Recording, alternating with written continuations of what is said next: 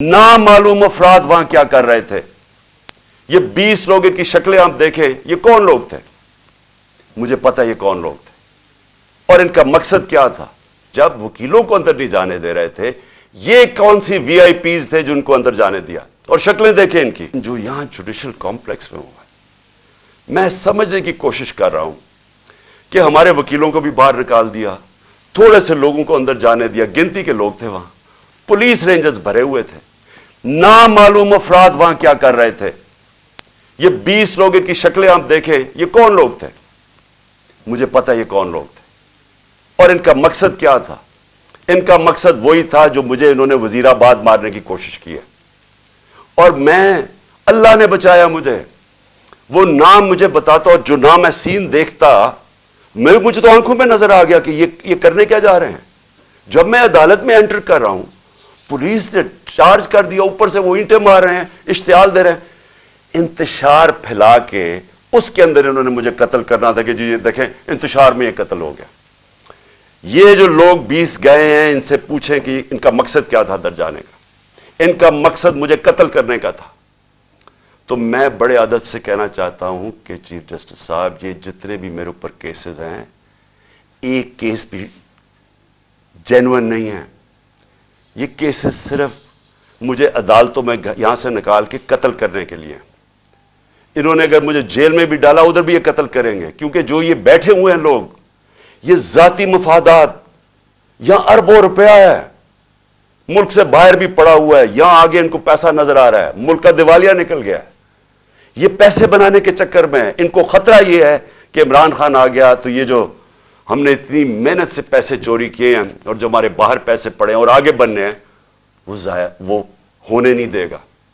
ये अपने मफादात के लिए करने जा रहे हैं। इनको कोई फिक्र नहीं है कि पाकिस्तान में किस किस्म का इंतशार फैलेगा उसके बाद। इनको कोई फिक्र नहीं है कि दुश्मन भी वो नहीं करना चाहता, इस मुल्क से नहीं करेगा जो ये करना चाहते हैं। अभी तक दुश्मन भी वो नहीं कर सकता था जो जब से इन चोरों को हमारे ऊपर एक एक्स आर्मी चीफ ने मुसल्लत किया, वो दुश्मन भी इतना रिजल्ट नहीं ले सकता था जो आज पाकिस्तान की तबाही की है। अब ये जो अगला फेज है, इमरान खान को कत्ल करने का जो फेज है, इनको फिक्र नहीं है। चीफ जस्टिस साहब, इनके अरबों डॉलर बाहर पड़े हैं, इन्होंने बाहर भाग जाना है, इन्होंने इस मुल्क में नहीं रहना। मुल्क में जब इंतशार आएगा, इनका कोई स्टेक नहीं है, इनको पता है इंतशार आएगा। नवाज शरीफ ने कहा जी महीना लगेगा तो लोग ठीक हो जाएंगे। अगर महीने में मुल्क की तबाही हो गई तो आप उस नवाज शरीफ को क्या फर्क पड़ेगा? डॉलर्स में पैसे पड़े हैं, सारा टब्बर बाहर वैसे ही है, बिजनेसेस बाहर हैं, बड़ी बड़ी गाड़ियां हैं, उजरदारी की भी सारा कुछ बाहर पड़ा हुआ है, होटल इसने लिए हुए बेनामी, ऑफशोर अकाउंट्स पड़े हैं इनके। इनको तो डॉलर में पाकिस्तान का रुपया गिरे, मुल्क तबाह हो, इनका क्या स्टेक है? स्टेक हमारा है, हमारी तरह के लोगों का, जिनका जीना मरना इस मुल्क पे है। ये जितने भी इस वक्त पाकिस्तानी हैं जिन्होंने इस मुल्क में रहना है, वो सारों को आज समझना चाहिए कि ये जा किधर है मुल्क। यानी ये मुझे मारने के लिए इसलिए तैयार हुए हैं क्योंकि इन्होंने अपने आप को बचाना है, मुल्क की फिक्र नहीं है।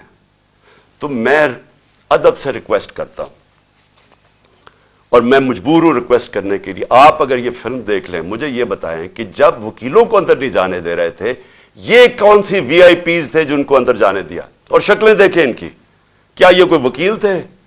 क्या इनका कोई लीगल बैकग्राउंड है?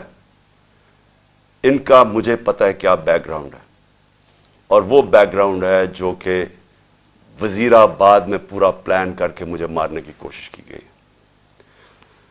तो मैं आज आपसे पहली चीज तो ये रिक्वेस्ट करता हूं कि जब आप मुझे ये घर से बाहर मैं निकलता हूं, आप मेरी जान खतरे में होती है, कोई जिम्मेदारी नहीं लेता।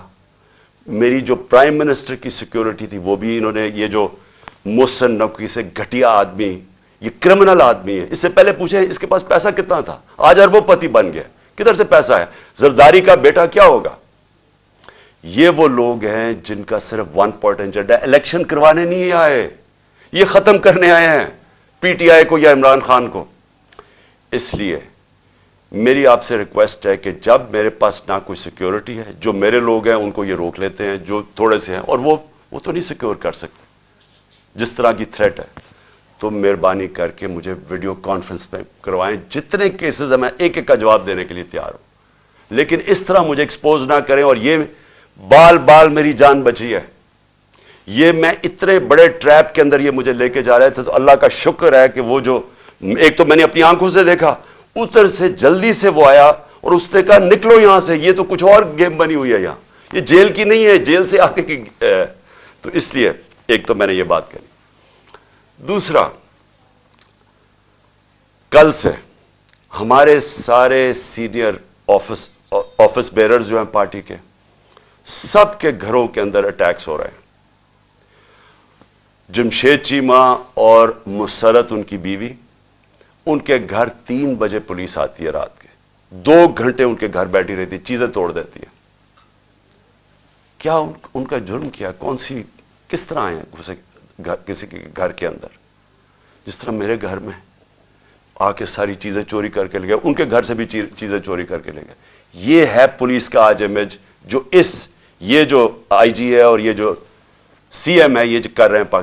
بدنام پولیس ہو رہی ہے, وجہ ان کی ہے, ڈرا دھمکا رہے ہیں. جتنے بھی سینئرز ہیں ان کے باہر پولیس کھڑی تھی, رات پولیس پہنچ گئی ڈرانے کے لیے, دھمکانے کے لیے. حسان نیازی وہ بیل لیتا ہے اسلام آباد سے اینٹی ٹیررزم کی, اس کے اوپر بھی دہشت گردی.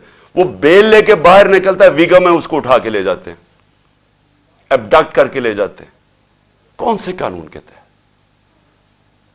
علی امین یہاں سے جا رہا ہوتا ہے کل رات واپس, چیک پوائنٹ پہ اس کی گولیوں, پوری پولیس کھڑی ہوتی, گولیاں چل جاتی ہیں اس کی گاڑی کے اوپر. اور پھر وہی کہ پہلے اس کے اوپر گولی اور پولیس کہتی ہے جی ہمیں اس نے گولیاں چلائی ہیں.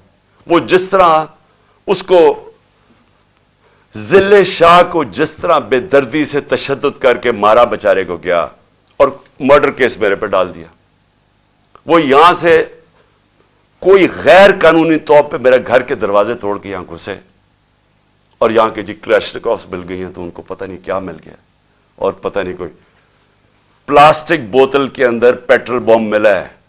یہ ان کو جس طرح اللہ ان کے جھوٹ ایکسپوز کرتا ہے, یعنی ان کو شرم بھی نہیں ہے کہ اس طرح کی چیزیں میرے گھر پہ ڈال دی, بجائے غیر قانونی مجرم پیشہ لوگ اس گھر میں آ کے سب کچھ توڑ. بیچارے کمزور سے نوجوانوں, نوکروں کو اٹھا کے لے گئے, نوکروں کو مارا انہوں نے. وہ بیچارہ خنسامہ سفیر, وہ بیچارہ سوکھا ساتھ, اس کو ڈنڈے مار کے اٹھا کے لے گئے. یہ کون سا قانون ہے؟ ساری جگہ جدھر سے ہم سنتے ہیں کہ جی کوئی باہر آ گئے, یا پنجاب میں تو انہوں نے پوری ایک ہراساں پھیلایا ہوا. ان سے فیصلہ کیا کہ ہم نے مینار پاکستان میں جلسہ کرنا ہے.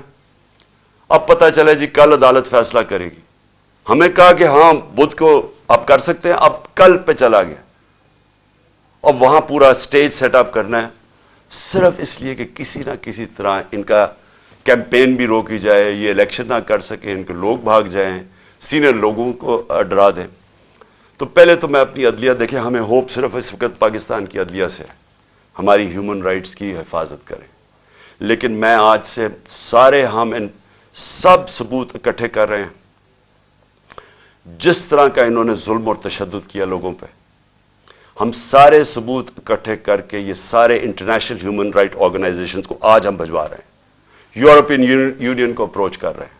میں سارے جو اوورسیز ہمارے پاکستان تحریک انصاف کے چیپٹرز ہیں, آپ سارے وہاں جا کے پولیٹیکل جو پولیٹیشنز ہیں مقامی, سب کو بتائیں کہ ہیومن رائٹس جس طرح کی وائلیشنز آج پاکستان میں ہو رہی ہیں, اس کی کوئی مثال نہیں.